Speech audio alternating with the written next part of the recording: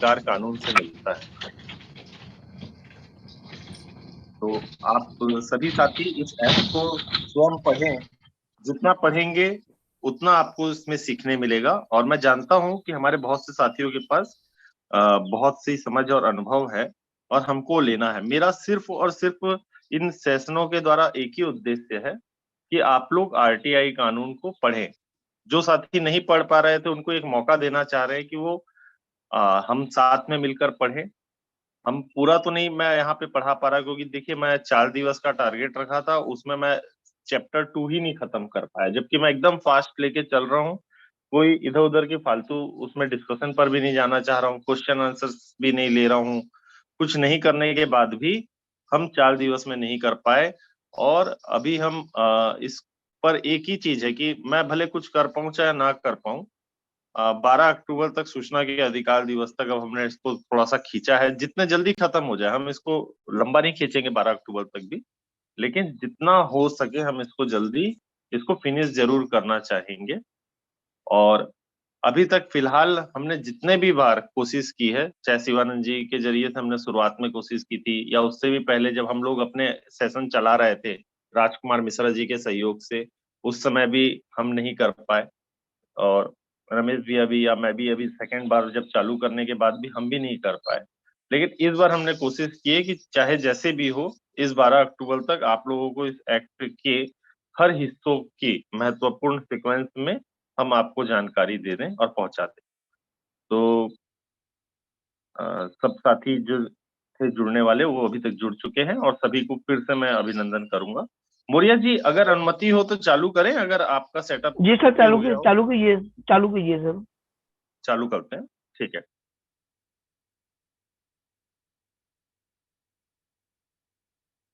सभी साथियों को गुड मॉर्निंग। और हम लोग जो अभी लास्ट सेशन के जरिए से हम सूचना का अधिकार अधिनियम 2005 के अध्याय 2 सूचना का अधिकार और लोक प्राधिकारियों की बाध्यताएं इस चैप्टर में है। और मैं बार बार जब डेली सेशन चैप्टर 2 चालू करता हूं, तो मैं चैप्टर 2 बोलते हुए चालू करता हूं। इसके पीछे एक लॉजिक है, इस बात को भी समझने की कोशिश करें।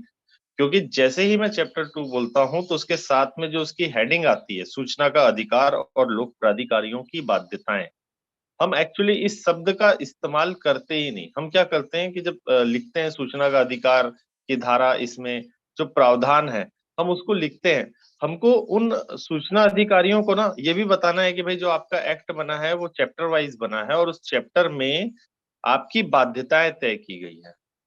तो जितनी भी बाध्यताएं हैं, जो प्रोसीजर्स हैं इस एक्ट में, वो सारी बाध्यताएं आप पर लागू है, हम पर लागू नहीं है। हमारा तो अधिकार यहाँ पे बताया गया है और आपकी बाध्यताएं बताई गई हैं। तो आप इस बात को थोड़ा सा गौर फरमाएं। मैं इसी कारण से चैप्टर 2 डेली और सूचना का अधिकार और लोक प्राधिकारियों की बाध्यताएं बोलते हुए सेशन चालू करता हूँ। तो ये जितनी भी बाध्यताएं हैं चैप्टर 2 में, जो सेक्शन सॉरी 11 तक, हाँ सेक्शन 11 तक आपका है, क्योंकि 12 से आपका फिर आयोग के चैप्टर 3 चालू हो जाएगा आयोग से संबंध में। तो हमने अभी तक जो है बता चुका है कि जो चैप्टर 1 है वो सिर्फ वहां पर कानून के लागू होने, उसकी सीमा, और उसमें जो परिभा इस एक्ट में जहां जहां जो जो शब्द आए हैं, जो स्पेशल वर्ड्स हैं, उसकी व्याख्या की हुई है, इंटरप्रिटेशन किया हुआ है। और वो एक एक छोटे छोटे शब्द जिसकी व्याख्या इस परिभाषाओं में की गई है वो बहुत महत्वपूर्ण है। कई शब्दों की परिभाषाओं की और जरूरत थी, इस एक्ट में नहीं है, लेकिन हम उसको अदर कानून या अदर एक्ट्स या किसी जजमेंट्स के द्वारा हम खोजकर या समझकर कर रहे हैं। और आशा है कि एक दिन हम जब इस पर एक सेशन पूरा कर लेंगे, तो इस बार हम कोशिश करेंगे कि जो जो समस्याएं हमारी है हम देश के सारे आयोगों तक, केंद्र आयोग और जितने भी राज्य सूचना आयोग हैं, हम उन सब से एक वृहद तौर पे उसको रिटर्न में लेकर, रिटर्न में बनाकर कम्युनिकेशन करेंगे। हम अपनी सारी अपेक्षाओं को वहां रखने की कोशिश करेंगे, ऐसा मन में मैंने रखा है। अब भगवान की इच्छा है कि वो उसमें आप लोगों के लिए कितने हम जल्दी आगे बढ़ पाए। तो हम लोग कल सेक्शन 7(1) में थे।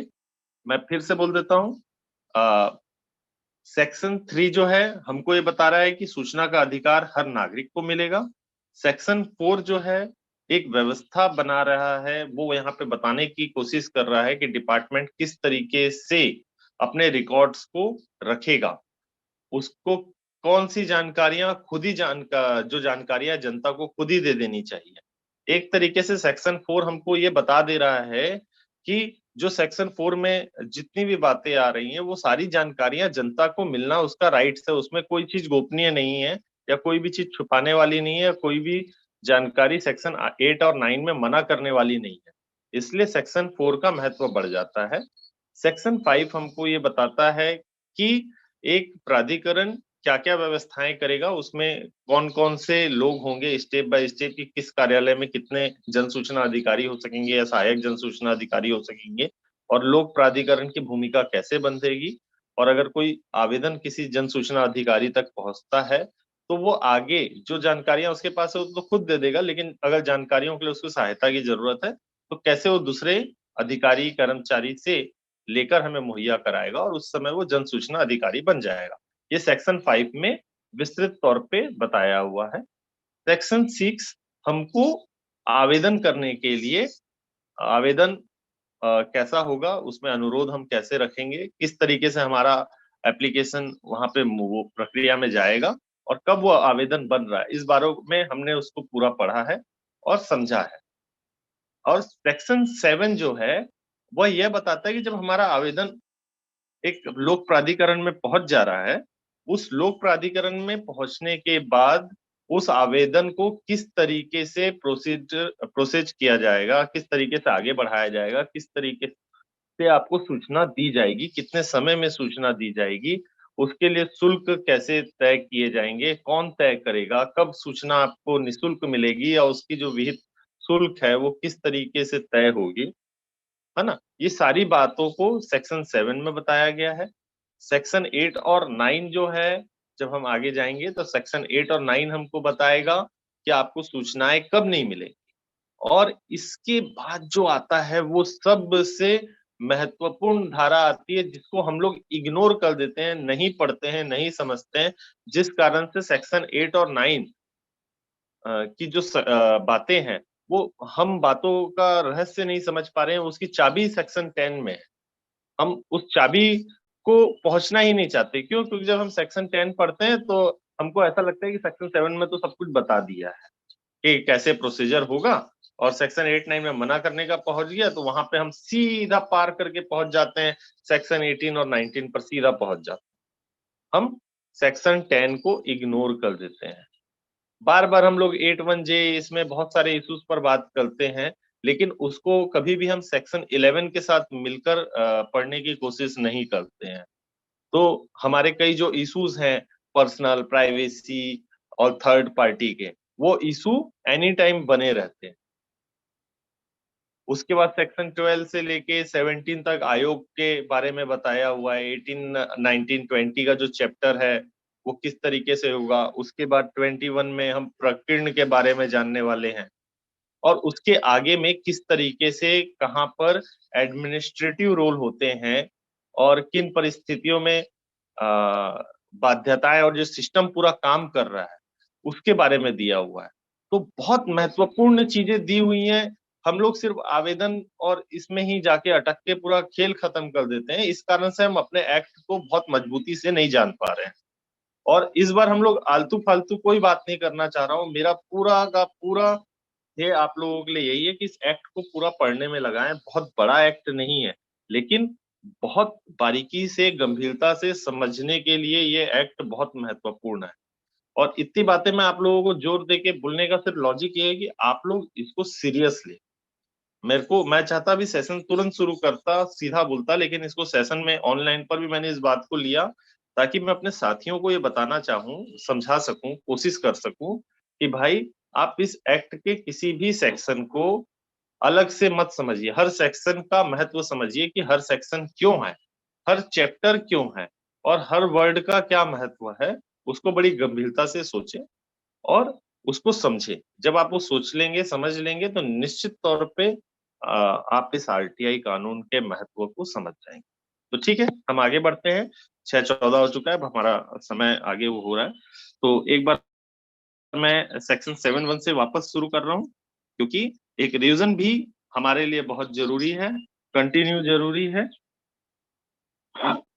तो सेक्शन 7 से हम बात करें तो कल सेक्शन 7 में हमने जो महत्वपूर्ण बातें थी, सेक्शन 7.1 में हमने 3 बातों को विशेष तौर पर ध्यान दिया कि जब भी हम कोई अनुरोध करते हैं तो वो सेक्शन 6 के अंदर में ही अनुरोध किया जाता है। आप सेक्शन 7.1 में, कई लोग बोलते हैं कि सेक्शन 7.1 में भी अनुरोध कर सकते हैं, तो बिल्कुल गलत है।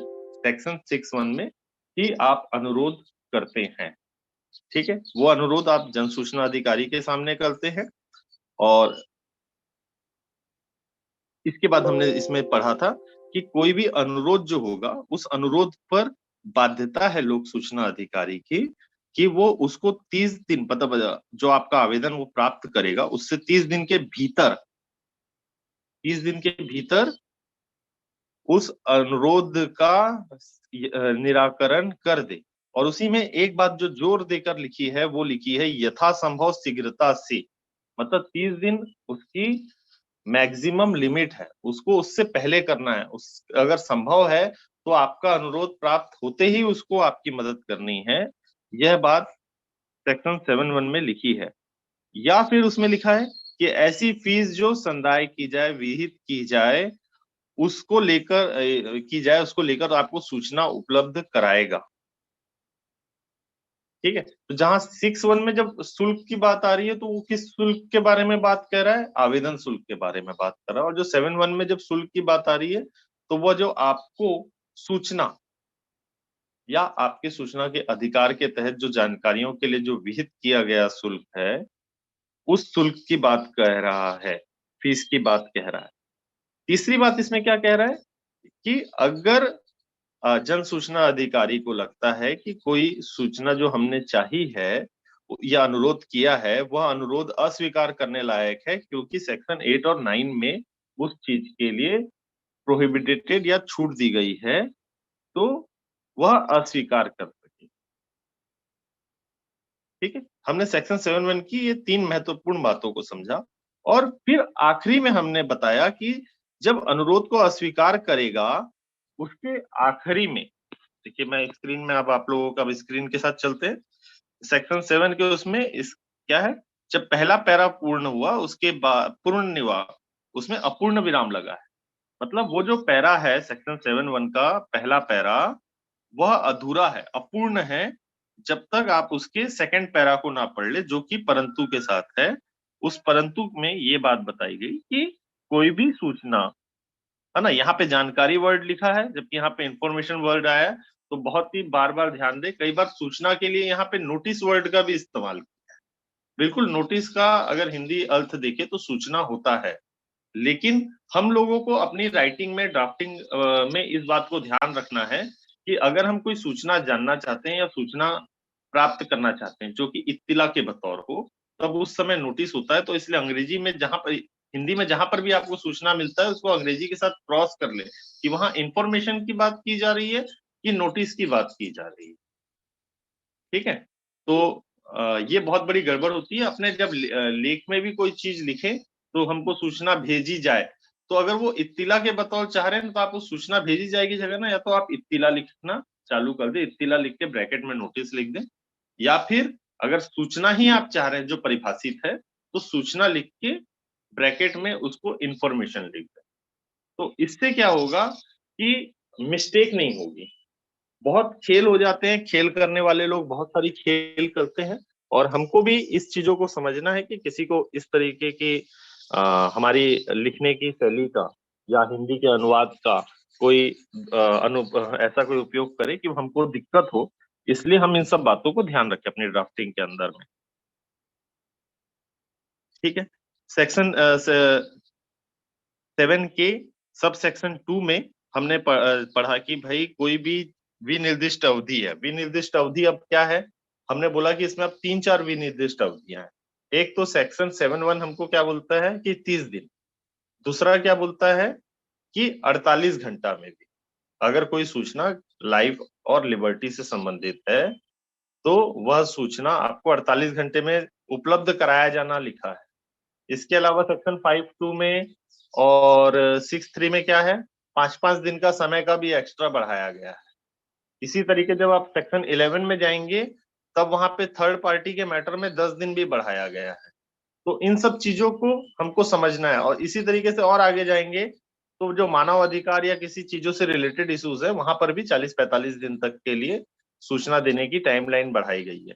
तो हर समय थोड़ा सा अलग अलग हमको टाइमलाइन विनिर्दिष्ट किया गया है। तो यहाँ पर हम इसने स्पेशल क्लियर कर दिया है कि सब सेक्शन 1 मतलब 7 की 1 में जो मेंशन विनिर्दिष्ट होती है 30 दिन या 48 घंटे, उसमें आपको विनिश्चय देने में असफल रहता है। यहाँ पे एकदम स्पेसिफाइड कर दिया है ना, कि फेल्स टू गिव डिसीजन। ये बहुत महत्वपूर्ण वर्ड है, ध्यान रखें, फेल टू गिव डिसीजन। मतलब वो खुद ही ये निर्णय नहीं ले पा रहा है कि सूचना आपको देनी है या नहीं देनी है। यही माना जाता है अगर आपको 30 दिवस में या आपके 48 घंटे के मैटर में आपको सूचना ना मिले तो। और ऐसी स्थिति में जब सूचना आपको नहीं वो देता है 30 दिवस के भीतर, तो आप एक समय के बाद आप ये मान लेंगे कि यह अनुरोध को हमारे नामंजूर कर दिया है, उसने जो है हमारे उसको रिफ्यूज्ड कर दिया है। हाँ, कल सेक्शन 7(3) की बात आई थी।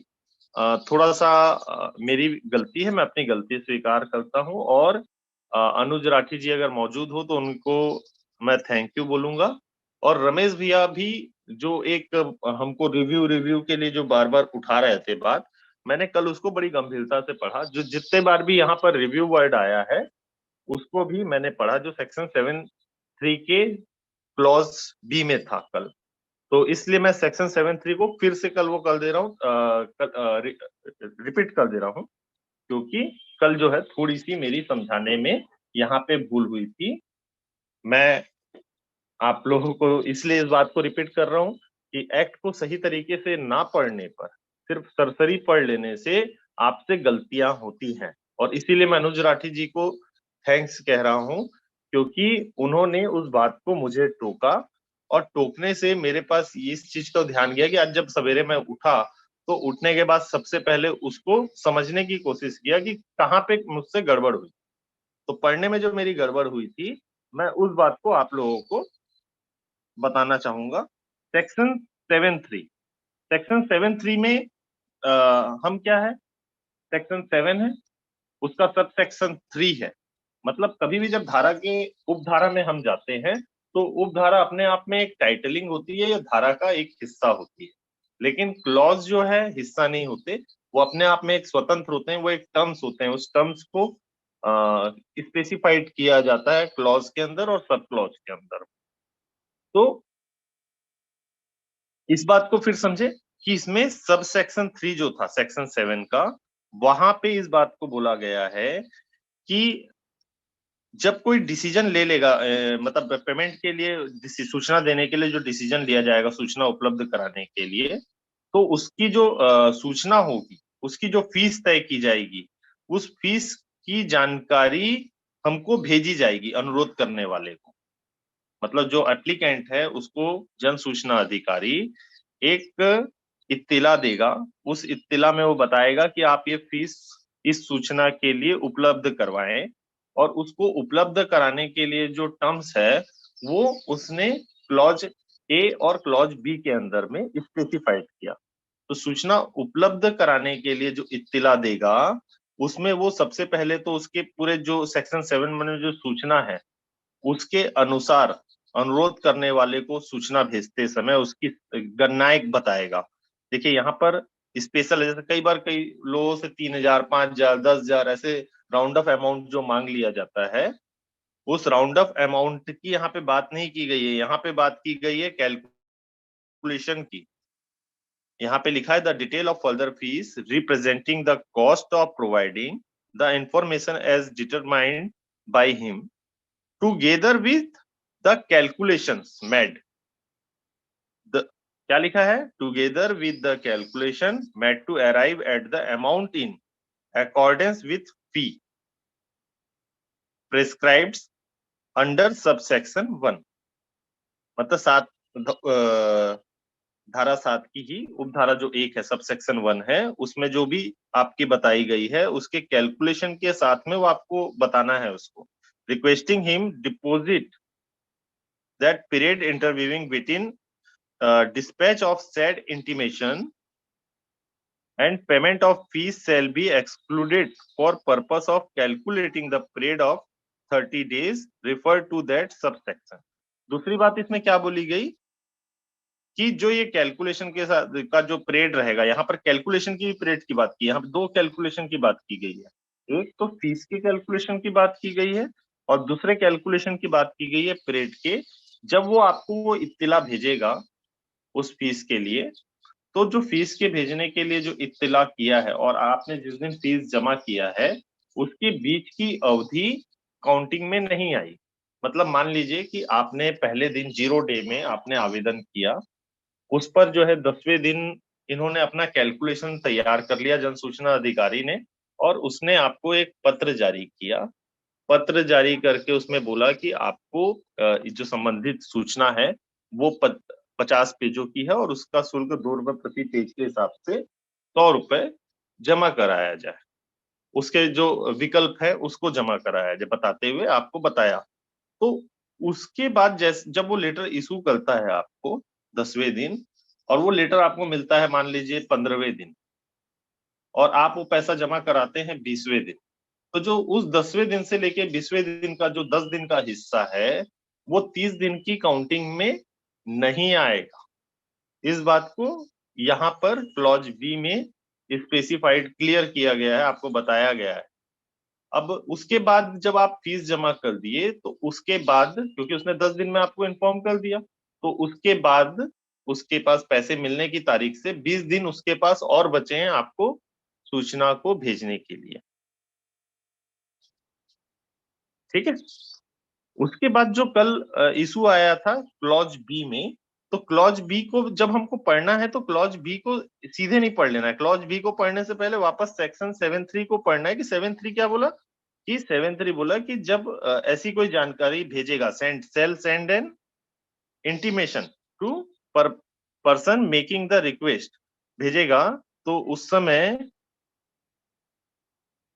क्लॉज बी में जो शर्त है इस शर्त को भी पूरा करेगा। ये शर्त है ना, सब क्लॉज जैसे मैंने भी बताया थोड़ी देर पहले कि जो क्लॉज है ये इसके टर्म्स को बता रही है, शर्तों को बता रही है कि आपको ये शर्त पूरे करने हैं उसके अंदर में, तभी वो उपधारा बनेगी।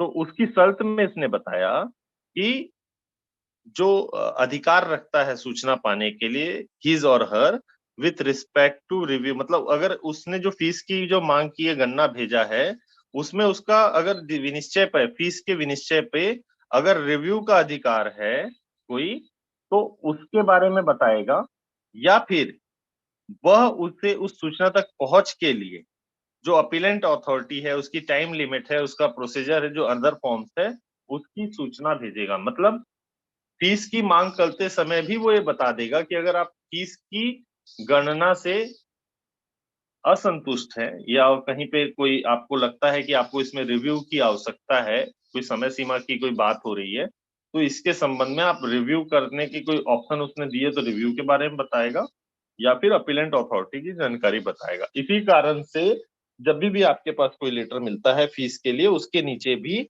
आप देखेंगे कि जो नियम कायदों को समझकर पत्राचार करने वाले जन सूचना अधिकारी होंगे वो अपीलेंट अथॉरिटी की जानकारी उसमें साथ में आपको मुहैया करा देते हैं। लेकिन वो आपको ये जानकारी मुहैया नहीं कराते हैं कि आपके पास रिव्यू करने का भी अधिकार है, और वो रिव्यू आप कैसे करेंगे। तो ये बात को उनकी ड्यूटी है कि वो इस काम को करें, लेकिन वो नहीं कर रहे। ठीक। सब सॉरी, ये एक्चुअली मोबाइल में प्रेजेंटेशन में थोड़ा सा ये आगे भाग जाता है तेजी से। अब उसके बाद सेक्शन 7(4) में जो सेक्शन 7 के सब सेक्शन 4 में यहाँ पर बात की जा रही है जो संवेदनात्मक रूप से निशक्त व्यक्ति है सेंसरली डिसेबल्ड पर्संस जो हैं उनको मदद करने की बात की जा रही है, क्योंकि ऐसा होता है वो मदद भी करते हैं। ऐसा नहीं है, मैं इस बारे में मना नहीं करूंगा या गलत नहीं बोलूंगा कि जो निःशक्त लोग होते हैं, डिसेबल्ड लोग होते हैं, उनकी परेशानियों में जन सूचना अधिकारी मदद नहीं करते होंगे। वो मदद करते होंगे निश्चित तौर पे, क्योंकि कहीं ना कहीं ये ह्यूमैनिटी का इशू है। तो ये ह्यूमैनिटी के हिसाब से इस उसको सब सेक्शन 4 को मेंशन किया गया है।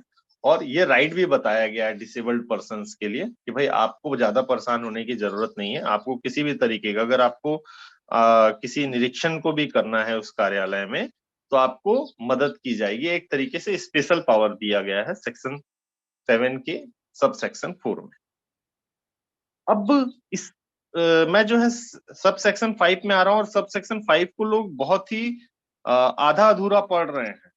इसलिए मैं सेक्शन 7-5 पर जोर दूंगा। ज्यादातर लोगों की बस एक ही चीज समझ में आती है सेक्शन 7-5 पर, कि भाई सेक्शन 7-5 की बात जहां आ रही है, मतलब वो गरीबी रेखा वालों की बात आ रही है कि आपको फीस में छूट लेनी है तो आप सेक्शन 7-5 का उपयोग कर लीजिए। ऐसा नहीं है, आपको सेक्शन 7-5 को पढ़ना पड़ेगा। ये जो है परिभाषा, जो सूचना का अधिकार की परिभाषा, जो सेक्शन 2 के क्लॉज जे में, मतलब 2J में बताई गई है, उसके सब क्लॉज 4 में जो बात की गई थी, जो हम लोग पावर यूज नहीं कर पा रहे, क्योंकि सब क्लॉज में क्या था, हमको 4 अधिकार मिले थे। एक अधिकार हमको मिला था प्रमाणित प्रतिलिपि लेने का, दूसरा हमको प्रमाणित सैंपल लेने का, तीसरा हमको निरीक्षण करने का, कार्य का, डॉक्यूमेंट्स का, रिकॉर्ड्स का, और चौथा हमको मिला था जो इलेक्ट्रॉनिक तरीके से किसी कंप्यूटर या डिवाइस में कोई जानकारी है तो वो किन तरीकों से मिल पाएगी। और वहां पर लिखा था कि आपको वो सूचनाएं किसी फ्लॉपी, डिस्केट, ये सब अदर जितने भी चीजें, सीडी वीडी, उसके जरिए से आप ले सकेंगे, किसी इलेक्ट्रॉनिक मोड में ले सकेंगे, या किसी प्रिंट के जरिए से ले सकेंगे। तो वहां पर हमको 3 ऑप्शन उसके सब क्लॉज 4 में मिला था। तो ये उसी बात को इंडिकेट करता है सेक्शन 7 का सब सेक्शन 5। क्या बोलता है 7-5? where access to information is to be provided in the printed or in any electronic format।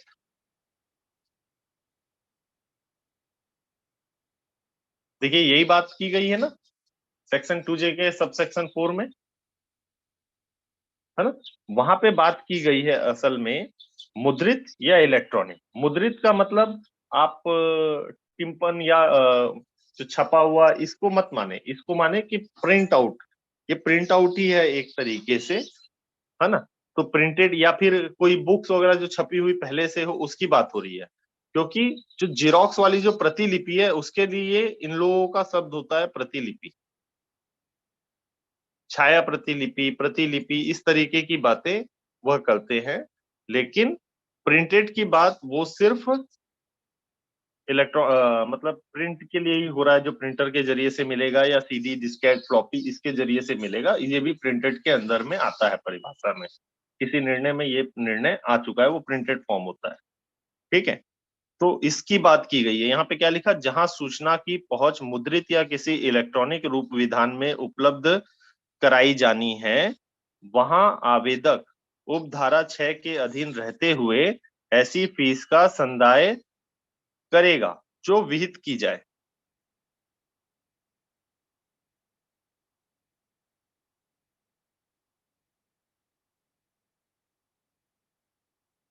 Please आप लोग पेंसिल से उसको, जब आप बड़ा कर रहे हैं, वो कर रहे हैं, तो उसमें कोई मार्क मत कीजिए। स्क्रीन ब्लर हो जाती है ऐसी, पहले ही स्क्रीन मोबाइल के कारण ब्लर रहती है। थोड़ा सा कोऑर्डिनेट करें। अगर किसी को कोई समस्या हो तो मैं आप लोगों से पूछ लूंगा। अगर कहीं कोई गलती हो तो हैंड रेज करें, स्पेशली अगर इस पर्टिकुलर उस पे कोई आपको इशू हो, या चैट बॉक्स में डाल दें, मैं पढ़ते हुए उसको रिस्पॉन्ड कर दूंगा।